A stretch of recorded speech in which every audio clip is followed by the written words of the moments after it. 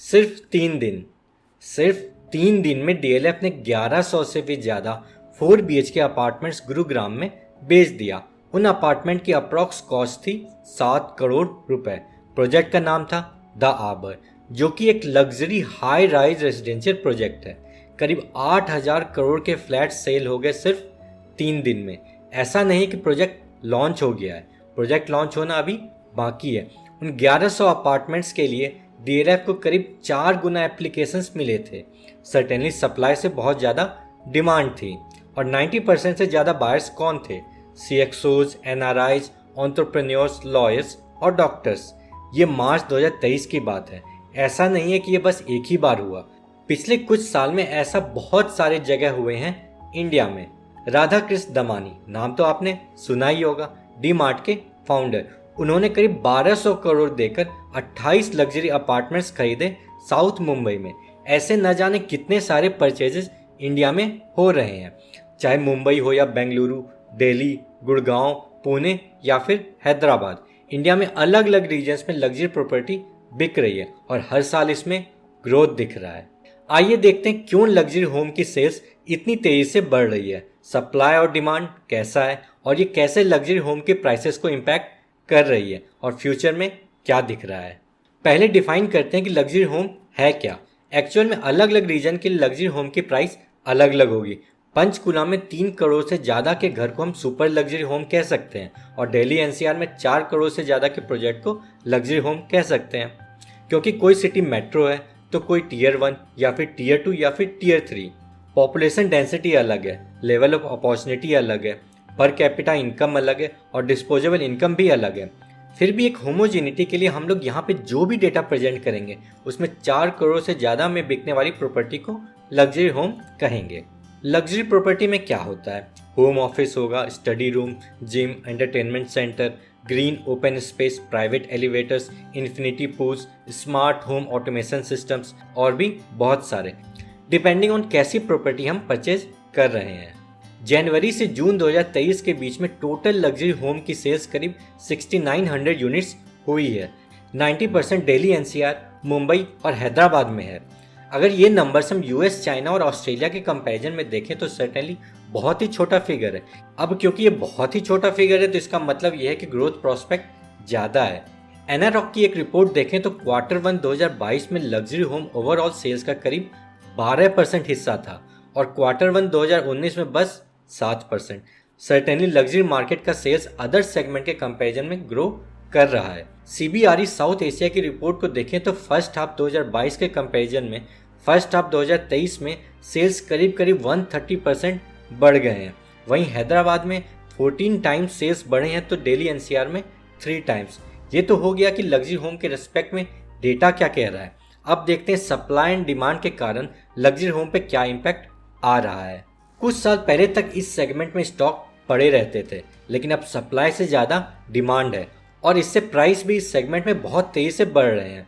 इसको बेटर समझने के लिए law of demand and supply देखते हैं। बेसिकली ये लॉ कहता है कि किसी प्रोडक्ट का सप्लाई लिमिटेड है और उसका डिमांड ज़्यादा है तो उस प्रोडक्ट का दाम बढ़ने लगता है और प्राइस बढ़ने के कारण डिमांड घटने लगता है और फिर डिमांड और सप्लाई इक्विलिब्रियम में आ जाते हैं।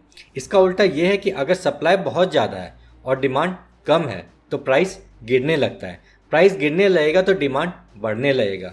एक एग्जाम्पल से समझते हैं। 100 टमाटर ही मार्केट में बिक रहे हैं, लेकिन 3 कस्टमर्स A, B और C मार्केट आते हैं और उन तीनों को 50 टमाटर चाहिए। मतलब कि डिमांड 150 टमाटर की है और हर टमाटर का दाम मान लेते हैं 10 रुपये। अब तीनों को टमाटर चाहिए तो तीनों में कंपटीशन होने लगता है। अब दुकान वाले ने देखा कि कंपटीशन ज़्यादा है, पैसे ज़्यादा कमाया जा सकता है, तो उसने टमाटर का दाम 15 रुपये कर दिया। अब C ने कहा कि मैं बिना टमाटर के ही काम चला लूँगा, तो A और B को 50 टमाटर मिल गए। मतलब कि दाम बढ़ने से डिमांड घट गया, या फिर ये कहें कि दाम कम था तो डिमांड ज़्यादा था। अब सेम चीज़ को हम लग्जरी गुड्स के रेस्पेक्ट में समझते हैं। लग्जरी गुड्स का मतलब हो गया कि जिसका एस्पिरेशनल वैल्यू हो या फिर इमोशनल वैल्यू या फिर स्टेटस सिंबल हो। ऐसे गुड्स या तो रेयर हो सकते हैं या फिर उसमें कुछ फंक्शनल वैल्यू हो जिसके कारण वो कॉस्टली है। रेयर आइटम का मतलब हुआ कि उसका सप्लाई कम रहता है जिससे कि उसका प्राइस ज़्यादा हो जाता है। जैसे कि लेदर से बना हुआ बैग फिर भी इजीली मिलता है, लेकिन मगरमच्छ के लेदर से बना हुआ बैग ये रेयर हो गया। अब इसको और रेयर करते हैं, सुपर रेयर। मगरमच्छ के लेदर को एक पीस में निकाला गया, उससे बना हुआ बैग ये सुपर रेयर हो गया। ये तो बेसिकली रेयर आइटम्स हो गए, इसमें दाम बढ़ेगा तो डिमांड घटेगा। या फिर एक और देखते हैं, लिमिटेड एडिशन प्रोडक्ट्स।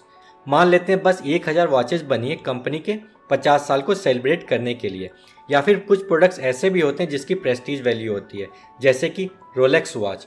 अब आप टाइमेक्स की वॉच लें तो उसमें भी टाइम ही देखेंगे, और रोलेक्स की वॉच लें तो उसमें भी टाइम ही देखेंगे। लेकिन रोलेक्स वॉच की प्रेस्टीज वैल्यू टाइमेक्स से ज़्यादा है, उसकी प्राइस भी ज़्यादा रहती है। इन सारे केसेस में अगर हमने प्राइस को चेंज किया तो डिमांड पे फर्क पड़ेगा। इसी कंसेप्ट को लग्जरी हाउस के रेस्पेक्ट में समझते हैं। मान लेते हैं एक लिमिटेड एडिशन लग्जरी हाउस बन रहा है दिल्ली एनसीआर में। डिजाइन बहुत ही यूनिक है, प्रीमियम फीचर्स हैं, एक्सक्लूसिव प्रॉपर्टी है, लग्जरियस फिनिश है, state of the art amenities हैं।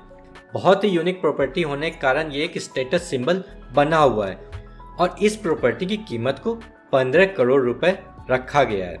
ऐसी यूनिक एक्सक्लूसिव प्रॉपर्टी होने के कारण ये बहुत ही ज़्यादा पॉपुलर हो गया और इसकी डिमांड बहुत ही ज़्यादा होने लगी, लेकिन सप्लाई तो लिमिटेड है।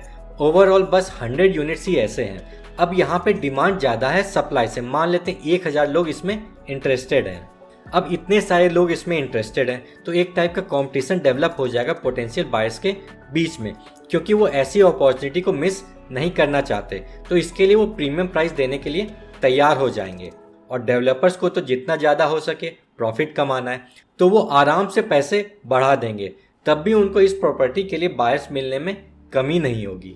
यही हो रहा है। लग्जरी होम की प्राइस कुछ साल से दूसरे सेगमेंट के कंपैरिजन में ज़्यादा तेज़ी से बढ़ी है।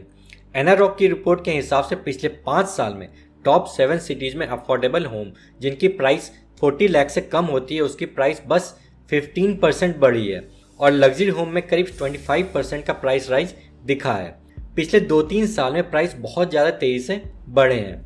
2018 में लग्जरी होम की ऑन एन एवरेज प्राइस 12,400 पर स्क्वायर फीट थी, जो कि 2023 तक 15,350 रुपये पर स्क्वायर फीट हो गई है। ये तो हमने देख लिया कि अभी कुछ साल से घर के प्राइस इंक्रीज हो गए हैं, होम लोन रेट भी इंक्रीज हो गए हैं। इससे ये हुआ कि लो और मिड इनकम ग्रुप्स में सेल्स तो डिक्लाइन हुए, लेकिन लग्जरी सेगमेंट में डिक्लाइन नहीं हुआ। ऐसा क्यों?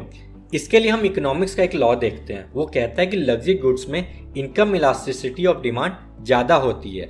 इसका मतलब ये हुआ कि अगर इनकम बढ़ेगा तो लग्जरी गुड्स के डिमांड भी बढ़ेगा। और इंडिया में हो क्या रहा है, हाई इनकम ग्रुप्स के लोगों के नंबर्स ग्रो कर रहे हैं। दूसरा ये भी कि हाई इनकम ग्रुप्स के लोग ज़्यादा प्राइस सेंसिटिव नहीं रहते हैं, तो प्राइस राइज या फिर लोन रेट का इम्पैक्ट इन लोगों पे मिनिमल ही रहता है। अब हम जानते हैं कि क्यों कुछ साल से लग्जरी होम की डिमांड बढ़ रहे हैं और आगे भी क्यों बढ़ने के चांसेस लग रहे हैं। पहला है increasing interest of NRI. NRI हमेशा से ही हाई वैल्यू प्रॉपर्टी खरीदते हैं।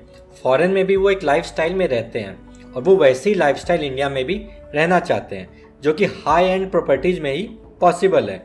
इसलिए उनका इंटरेस्ट लग्जरी सेगमेंट में रहता है। अब ये क्वेश्चन आता है कि इस सेगमेंट में उनका इंटरेस्ट तो हमेशा से ही रहा है, लेकिन अभी ज़्यादा एनआरआई क्यों प्रॉपर्टी खरीद रहे हैं?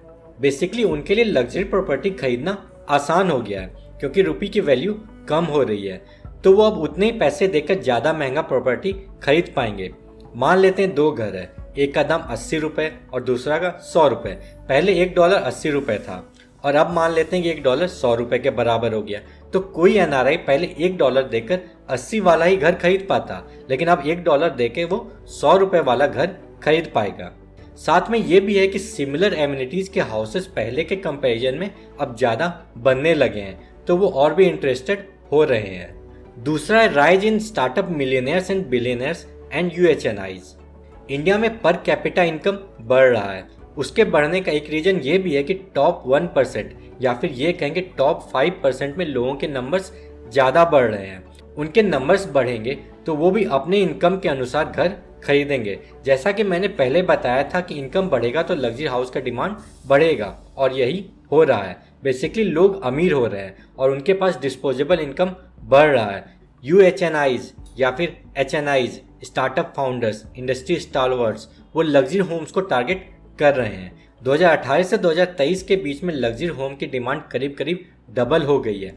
साउथ बी की सर्वे कहती है कि 67% HNIs रेजिडेंशियल प्रॉपर्टी में इन्वेस्ट करना चाहते हैं। अब वो 1 BHK या फिर 1 RK तो नहीं ही लेंगे, वो लग्जरी सेगमेंट में ही इन्वेस्ट करेंगे। तो लग्जरी होम का डिमांड बढ़ने लगा है। तीसरा है लॉन्ग टर्म इन्वेस्टमेंट। एक और रीजन ये भी है कि इंडिया रैपिडली ग्रो कर रहा है। ये हर HNI को दिख रहा है, चाहे इंडियन हो या NRI। अगर इंडिया इकोनॉमिकली ग्रो करते जाएगी तो उनकी इन्वेस्टमेंट वैल्यू बढ़ते जाएंगे। अगर वैल्यू ऑफ इन्वेस्टमेंट बढ़ेंगे तो उनको रिटर्न्स भी अच्छे मिलेंगे। कोई भी किसी सेगमेंट में क्यों इन्वेस्ट करता है? क्योंकि उसको ज़्यादा रिटर्न कमाना है। फ्यूचर में लग्जरी हाउसिंग सेगमेंट में रिटर्न ज़्यादा होने के चांसेस दिख रहे हैं। दूसरी बात यह भी है कि पोर्टफोलियो को डाइवर्सिफाई करना। हर इंसान रिस्क मिटिगेट करने के लिए इन्वेस्टमेंट डाइवर्सिफाई करता है, इसलिए भी लग्जरी होम में इन्वेस्टमेंट एक अच्छी अपॉर्चुनिटी लग रही है। चौथा है changing lifestyle preferences of affluent buyers. लोग पहले के कंपैरिजन में बड़े घर में रहना चाह रहे हैं जिसमें ज़्यादा अच्छी एमिनिटीज हो। जो 2 BHK में रहते थे वो 3 BHK या फिर 4 BHK में शिफ्ट हो रहे हैं। और वर्क फ्रॉम होम या फिर ये कहें कि हाइब्रिड वर्क स्टाइल के कारण लोग बड़ा घर लेना चाह रहे हैं जिससे कि वो अपना एक होम ऑफिस बना सकें। और साथ में जब लोग ज़्यादा टाइम घर पे स्पेंड कर रहे हैं तो अब वो घर में ही सारी एमिनिटीज रखना चाह रहे हैं, जैसे कि जिम्नेजियम, स्टडी रूम और वर्क स्पेस। पांचवा है गवर्नमेंट पॉलिसी सपोर्ट, जैसे कि रेरा। इससे ये हुआ कि मार्केट में ज़्यादा ट्रांसपेरेंसी आ गई है, क्रेडिबल हो गया है और इवेंचुअली प्रॉफिटेबल हो गया है। वेल्दी कस्टमर्स लग्जरी हाउसिंग में जब पैसे लगाएंगे तो वो एक छोटा सा अमाउंट तो नहीं लगाएंगे, बड़ा ट्रांजैक्शन होगा। अब उनको थोड़ी ट्रांसपेरेंसी दिख रही है और फेथ जाग रहा है कि उनके पैसे नहीं डूबेंगे, तो वो इसमें इन्वेस्टमेंट कर रहे हैं।